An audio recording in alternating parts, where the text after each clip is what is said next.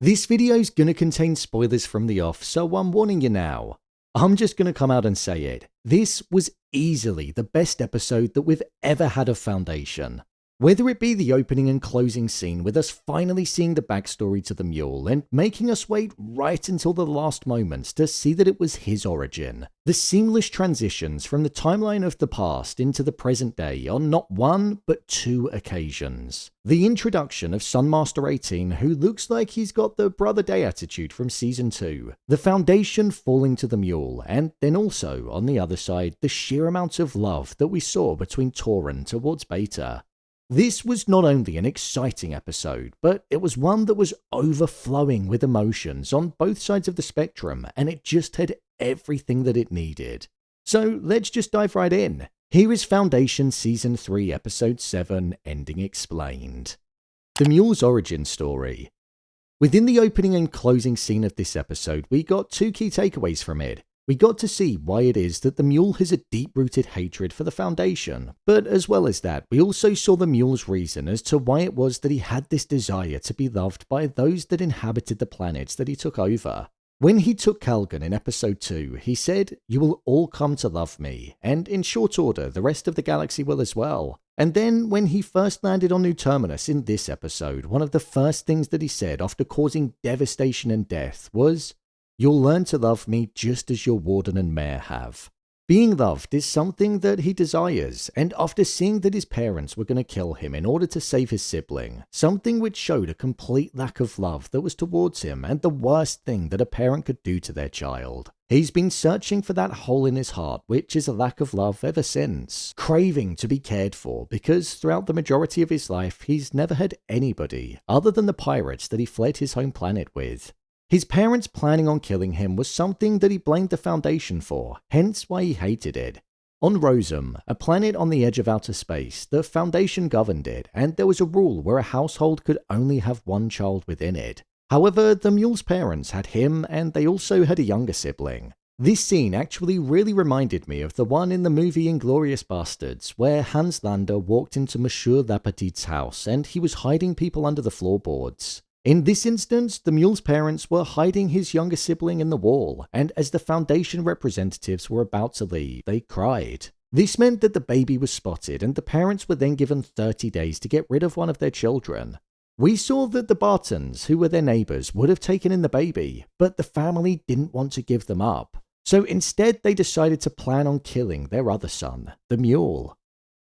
As the Mule was pushed to being on the cusp of drowning, he fought off his father, and it was through needing to survive where he unlocked his abilities and used them on both his mother and his father, convincing them to drown and saying to them that they did it because they loved him. Again, showing how important it was for him to feel loved. Leaving it this long in the show to truly show us the Mule's past, his origin, and why his behaviour is the way that it was just perfect timing. I literally said in last week's video how I felt like I needed more of the Mule and that I wanted more screen time with him, and it's as if the show knew that the timing was perfect. Honestly, I loved the way that this episode opened and closed with the Mule, because this was the episode where we truly felt his actions. I also want to compliment the two transitions here from past to present day.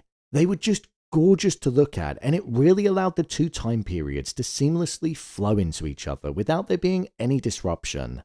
Right at the end of the episode, we were teased with the fact that the Mule could have been lying about this tragic story, as Selden put it, and he did wonder how much of it was true, so there could be even more trickery from the Mule. It is rather interesting that now that the Mule and Magnifico are in proximity of each other and are on the same planet, the Mule has been able to use his mind-controlling abilities again, and we obviously didn't see Magnifico at all while all of the chaos was unfolding. So I do wonder if that theory about Magnifico being the Mule is something that does still hold up.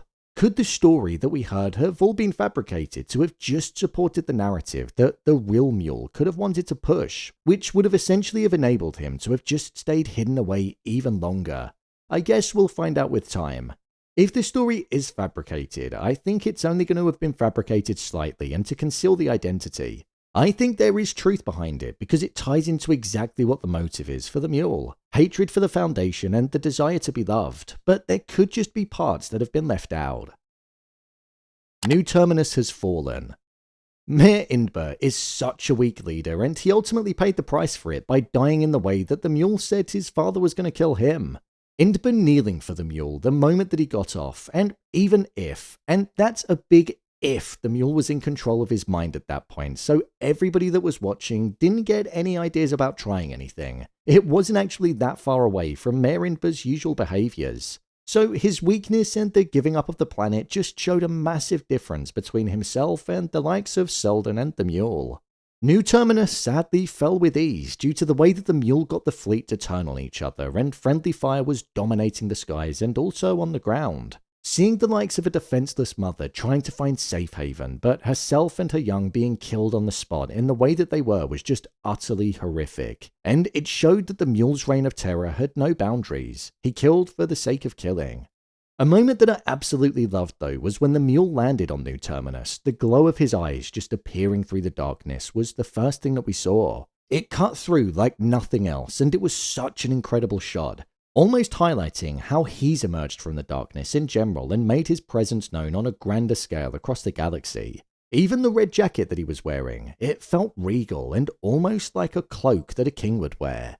The Mule said to Mayor Indbu that he would be called First Citizen as his title, and for those that have read the books, you'll know that the Mule created the Union of Worlds with the planets that he conquered, and he held the title of First Citizen of the Union.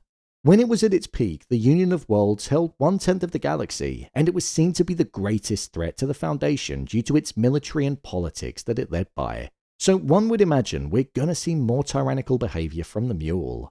Hearing the radio transmissions at the Foundation's Chancery where we could hear the warfare that was taking place as onlookers just watched on was a moment where you could really feel the emotions that were present. And at that point, I'd also say that the people on Trantor knew that if the Foundation fell, then they'd be next, which is obviously going to be the case as that's what the Prime Radiant has predicted.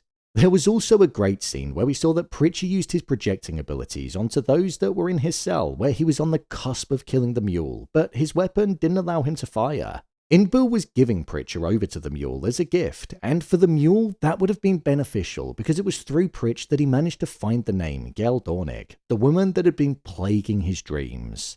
Pritchard has shown himself to be relatively weak-minded, so the Mule could have probably dissected those thoughts with ease and found out the location. When Pritchard managed to escape, he got into his ship, and instead of jumping because he knew that he could well be tracked, he went to the planet side of New Terminus and didn't run, showing that he was looking to fight rather than lead him to Gale, which is what he thought the Mule would have predicted he'd do. So it seems like we're going to be seeing them potentially coming face to face again in the next episode. One element of the fall of New Terminus that I thought was just pure cinema and I felt every beat of was the love that Toran had for Bayta, and the fact that he was willing to sacrifice himself in order to survive, and that he was walking through a war zone carrying her because he loved her more than anything. When they got onto the ship and Randu walked on board, the fact that his weapon was the first thing that we saw showed that there was going to be trouble. At first, it seemed like the Mule had got inside of his head, and it seemed like he was trying to convince Toran. But as time went on, it was more so focused on the fact that Randu believed that the Foundation falling was better for the likes of the traders. This is because they'd have a new faction that they'd be able to work with, and they'd no longer need to abide by the rules of the Foundation. Toran obviously didn't agree with that, and when the Mule's men stormed onto the ship, Randu was killed as Toran escaped. The sad reality in all of this was that Toran was told by Randu how proud he was of all of those recent actions, and it was something that Toran had longed to hear throughout his whole life. But hearing it in that way when he was about to go against him and as a sales pitch broke Toran's heart more than not ever being told it at all. I'm presuming we're going to see Toran going on a rescue mission to get Bayta now. What's Brother Dusk doing? Brother Dusk is about to embark onto potentially the most interesting arc of all of the characters. We heard that he had 3 days left until he expired, and according to Demerzel, from the start of the season, there are no exceptions to him being able to avoid the destruction that he's going to be meeting, even if it seems like the galaxy is falling to a tyrant. Brother Dusk killing the ferret is something that reminded me of this shot in episode 2. When this blood was on Dusk's face, it felt like this shot was symbolic of a dark side that was going to be taking over his mind, and it seems like we're now about to see it. Brother Dusk isn't going anywhere, and he's going to be sitting on that middle throne, most likely preparing for war against the Mule, fully equipped with the Novacula in hand. I actually think he's the reason that there was a black hole that Demerzel saw when she entered Gale's vision. He's the only person in high command that knows about the planet destroyer, and with him starting to lose his mind, that cognitive decline that we saw in this episode, where he saw a camel walking around the palace and when he also couldn't properly hear what the people in front of him were saying, it showed that he could start to be brash with the decisions that he makes.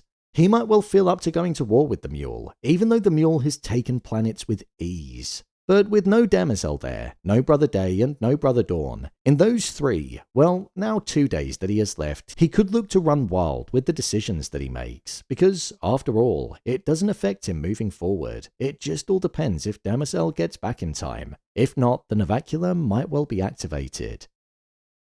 Brother Day's hallucination. I'm not gonna lie, Brother Day on Mycogen, whilst probably the most creative and stylistic part of the episode, it was the section that I disliked the most. It wasn't bad, I just thought that all of the other stories that were unfolding were more interesting and just had me hooked that little bit more. I find that hallucination scenes in any form of media can sometimes either really work or just not, and maybe they're just not my thing. Brother Day was with Song and Ocean Glass, and he was trying to convince them that Demerzel was a robot and that Song had met her. However, Song didn't want to relive the memories that Day brought her because she was happy with not knowing what happened whilst with Day. Hearing Day actually saying sorry to her because he didn't realize that she had somebody showed just how different this Day was to the version from the previous season. To find out if he was telling the truth about there being a robot, he had these spores, which essentially made people tell the truth. But Day went on this hallucinogenic journey in which he was thinking back to when he was his previous form and also the maternal bond that Demerzel had with him, feeling like he wasn't good enough for her and like he disappointed her. He felt as if Demerzel was always waiting for him to miss a step and to get things wrong. But alongside that, we also saw the importance of Day not feeling good enough because he wasn't real per se. He didn't feel complete or whole because he was never born. He was just made and seen as replaceable, forced into this role that he never truly wanted, ultimately tying into the deep-rooted issues that Brother Day has had this season. We also saw an interesting side to Demerzel in that she was upset, showing emotion. Something that it was said that she wasn't able to have, but like in the garden and now like with this, it seems that she does have the ability to have some kind of emotion. She was mourning the life that she had before with the different careers, before she was enslaved by Cleon. Ultimately going on to say that if she did have the ability to be freed, she'd create more robots like her, also showing another emotion, loneliness, and that she truly felt like she was on her own. The final interaction with Demerzel was Day asking her that if she could choose not to love them and get her freedom, would she do it? To which she fell silent. Day realized that Demerzel couldn't weigh love on freedom because freedom would ultimately win. In that moment, Day understood Demerzel because he himself felt shackled to the throne and like he wanted his own freedom. When Sunmaster 18 was introduced in the closing section of Day's scene, somebody who was the leader of the mycogenic people with a certain territory, he was a clear threat to Brother Day. We don't know too much about him just yet, but it feels like Day is going to be held prisoner there for the time being, maybe with the hopes of finding out more about this robot that he has. A robot that they'd worship. So he's gone from feeling like a prisoner in one section of Trantor to the other. My review of the episode. Like I said at the start of the episode, I genuinely think this is the best episode that Foundation has ever put out there. There were only 2 things that I'd change in this episode. The first is that I wouldn't have given it the title sequence. I'd have loved to have just been thrown into the action the moment that I pressed play. Sometimes shows do that on big episodes, and this was definitely the occasion to do so. And the second thing that I thought was a bit weak was the acting in the Mule's origin story. His entire family delivered their lines in such a stale way that it did distract me a little bit. It's a shame because it was the biggest reveal in the show so far and it just took me out of it a bit. Other than that, I thought it was literally on the cusp of being the perfect episode of the show. I clocked partway through the opening scene that it could have been the Mule's origin and I literally shouted, "It's him!" whilst I was watching it. A moment that I absolutely loved was when the Mule called Selden a coward, and then as he turned his back, Selden's voice echoed in our ears. The grin that the Mule had when he turned around and saw him literally mirrored my grin, and I thought that was a nice touch because I imagine everybody watching in that moment was grinning too.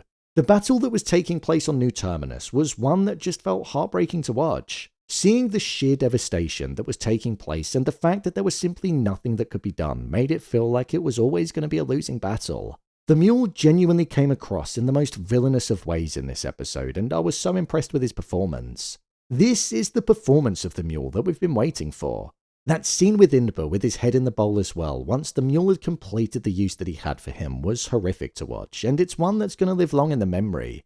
One thing that I'm really impressed about with Foundation this season is that we've had barely any Gal Dornick and barely any Harry Seldon, but the show has managed to hold its own and produce arguably the best season it's ever had with a bunch of characters that we've never met before. It just shows how well written this season has been and how adaptable the show is.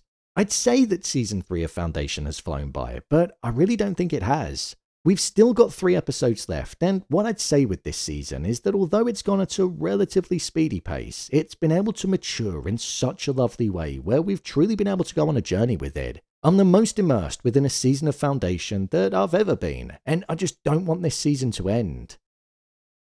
So, there you have it, Foundation Season 3 Episode 7 Ending Explained. If you want to see every episode of Foundation Season 3 being broken down, then check the playlist below. What did you think of this week's episode? Share your thoughts in the comments. As always, thanks for tuning into the video, and I'll see you in the next one.